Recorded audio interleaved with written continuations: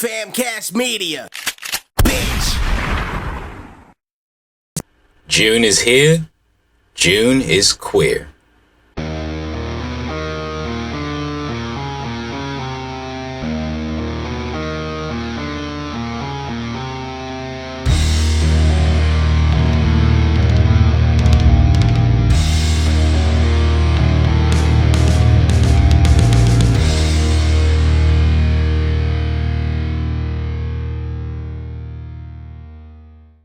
Happy Pride Month, everybody. It's been a while since I've seen, well, pretty much all of you. And I want to thank you guys for sticking around. I see that my channel is still, going strong. I'm still getting views, and I do think that is quite impressive after taking so many fucking breaks, I will say. I don't know whether working multiple jobs was a good thing or a bad thing, but either way, I have some time today, so I figured I'd talk to you guys. Now, an event happened in Texas I think this happened about a week ago, and I've been wanting to talk about it, but never really had the opportunity to. It involved a drag show that happened at a bar. Now, basically the event was a family-friendly event. It took place during the day, not late at night. And it involved drag queens who basically just decided to perform a show at this bar, and they had ice cream served at the bar for the kids. And the event was called Drag the Kids to Pride or something like. I'm blanking on the name. I'll probably put the name of it on the bottom. The event was probably called, I think it was called Drag the Kids to Pride. And like we all can predict, the Christians were triggered. Let's take a look at this clip.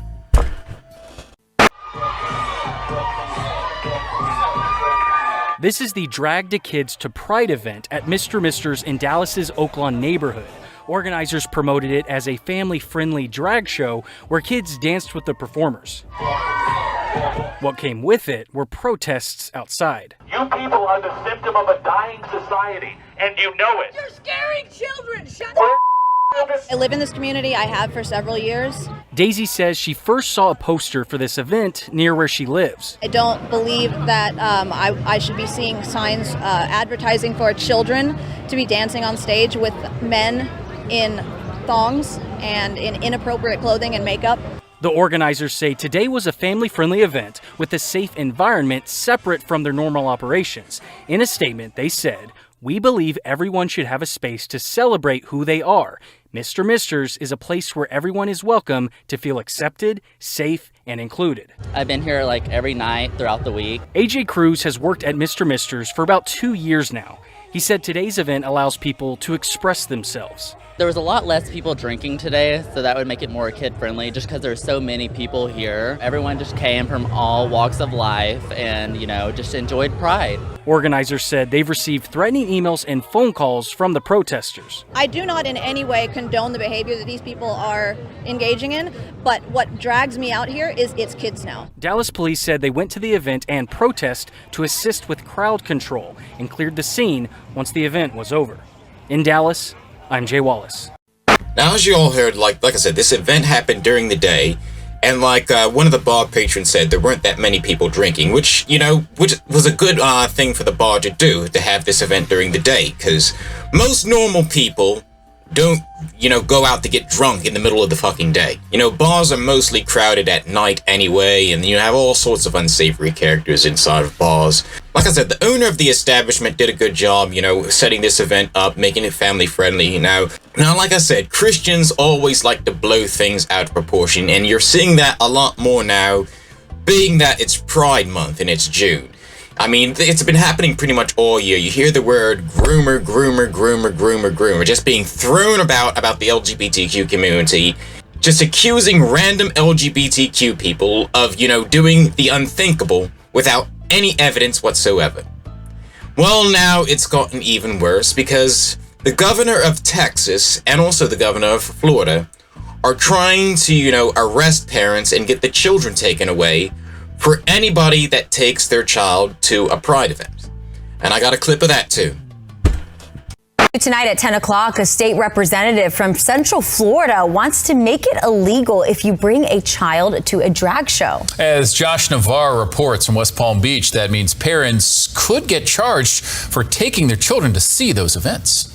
Well, they're just not appropriate for children. Republican Anthony Sabatini, who covers Lake County in the central portion of the state, is proposing legislation to charge a parent with a felony and terminate a parent's rights if they bring a child to a drag show. He claims it inappropriately sexualizes children. All this stems from a recent controversy in Dallas where kids participated in a drag performance. In the days after, a Texas lawmaker vowed to make it illegal, and if Representative Sabatini is successful, Florida could follow suit. If you're a parent and you don't agree with this type of lifestyle or these types of shows, why even bother going to these types of events?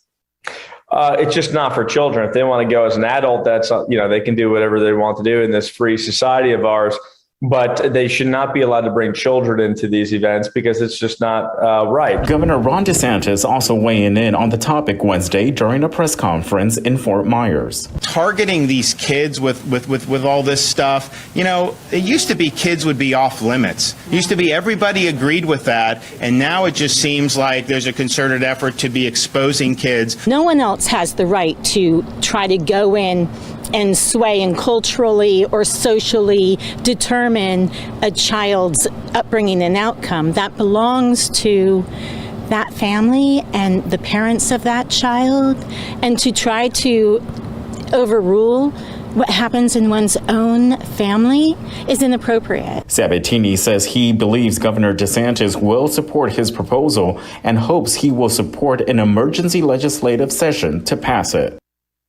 That was reporter Josh Navarro. Now, our sister station actually reached out to various LGBTQ plus organizations and entertainers about this proposal. They all responded saying that they are not making any comments at this time. One person even telling our sister station, WPTV, that they're worried about their personal safety if they say anything publicly.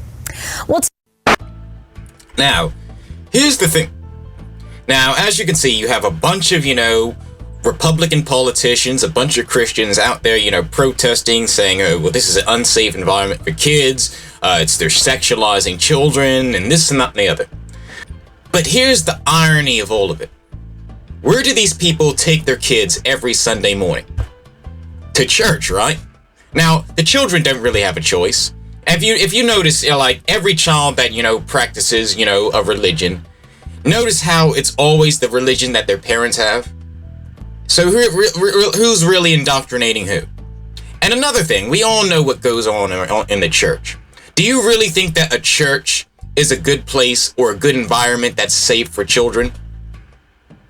I mean, I already have like an hour-long compilation video of pastors doing, very, very disgusting things to children. In fact, I even have a few clips I want to show you. The leader of a North Philadelphia church is accused of sexually abusing 3 minors. Authorities believe there could be more victims. Reverend Mark Hatcher is the pastor of Holy Ghost Headquarters Revival Center. Police say 2 of the victims are known to Hatcher. The 3rd is a member of his church. Hatcher's attorney says his client is innocent and calls the allegations unsubstantiated. It's a day of reckoning in the Southern Baptist Church. Nearly 15 years after victims first began demanding the church keep records of known sexual abusers, SBC leadership released a 205-page list of alleged abusers. Among the hundreds of names on the list, 11 men from the Tampa Bay area. They include 2 men arrested on child abuse charges while working with the church in one state, who moved on after serving their sentences and were able to gain positions with new Baptist churches and abuse new victims.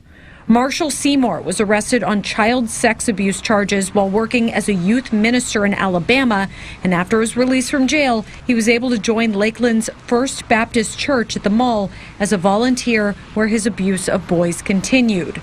Former Bradenton youth minister Matthew Christopher Porter was busted for secretly recording teens while changing. After serving a 4-month sentence, he was brought on as a pastor in a Texas nursing home, where he was once again arrested and charged with video voyeurism. There's also Randy Morrow, a former youth pastor at Countryside Baptist Church in Clearwater. He was sentenced to 135 years for sexually abusing 3 teenage boys. And former youth pastors Samuel Sutter of Open Water Church in Odessa, Scott Wright of the Crossing Church in Tampa, Kenneth Baxley of Central Baptist Community Ministries in Lakeland, and Dan Allman, all charged with having sex with minors. And tonight it is still unclear if any of these men are still with the Southern Baptist Church. On Wednesday, though, the Southern Baptist Church Convention also announced a confidential hotline where victims of abuse can submit allegations within the organization. So it sounds like we may not have heard the end of this yet then. Is that right? That's what it's sounding like. All right. Thank you, Kelly. Now, just as an interjection, the clips that I just showed you just now are not old clips. These are not something that happened a couple years ago. These are all events that had happened recently. I think the first clip I showed you literally just happened like a couple days ago. And the second clip about, the Baptist ministers, that was like 2 weeks ago. So around the same time as, this Pride event happened. So, like I said, where's all the outrage about that? Oh, or I guess it's only okay as long as their own do it. Or maybe we should just hush hush and sweep it up under the rug, send them all to different churches and just pretend that it doesn't happen. Because, let's just blame, child abuse on another vulnerable and marginalized community. Now, knowing all this information, and to be honest, this isn't, just secret information.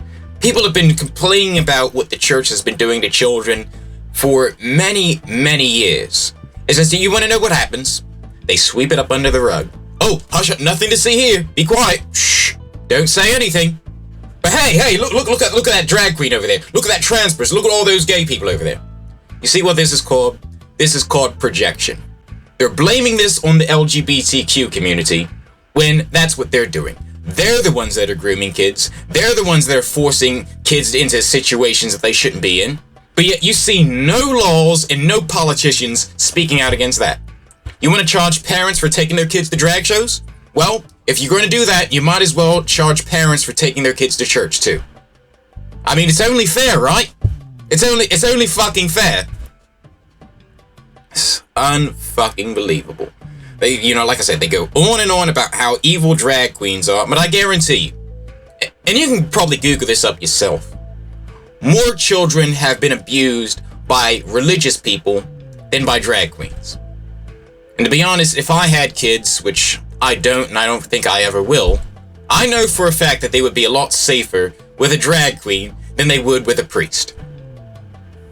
And I'm not saying that just because I'm a Satanist. I'm saying that because it's true.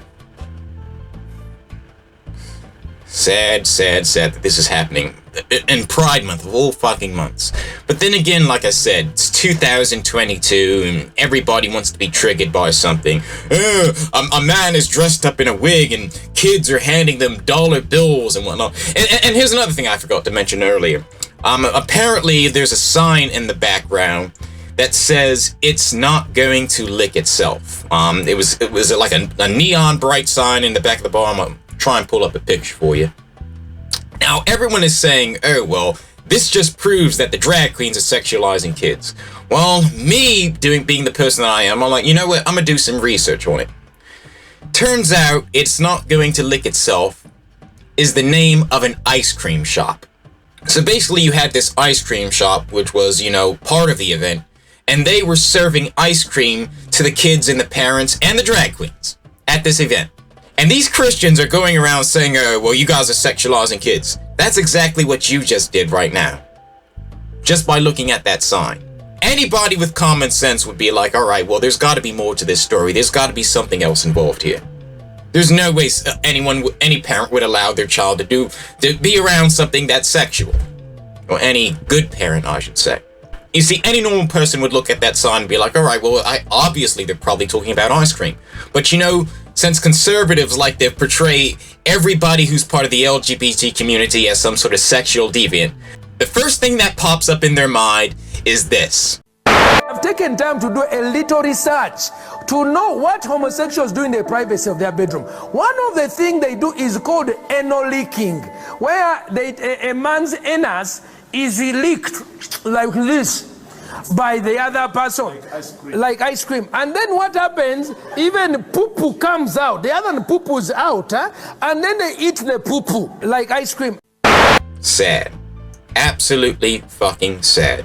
And to be honest with you, I really hope something like this doesn't pass, but you know, with the way that, you know, Christians are, and the fact that, you know, you have so many Christians that are involved in, you know, politics and in the local and state government, it wouldn't surprise me if something like this did pass, and it would be an absolute total nightmare. I know in Texas, apparently you can literally be, parents can literally have their children taken away if their child identifies as trans.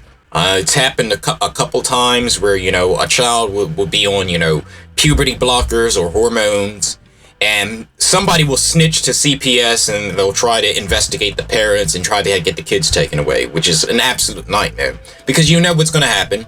They're going to either become a ward of the state, or they're going to be placed in like an extremely Christian family, where the child is probably going to be mentally abused, being made to feel ashamed of themselves. And you want to know what else is going to happen?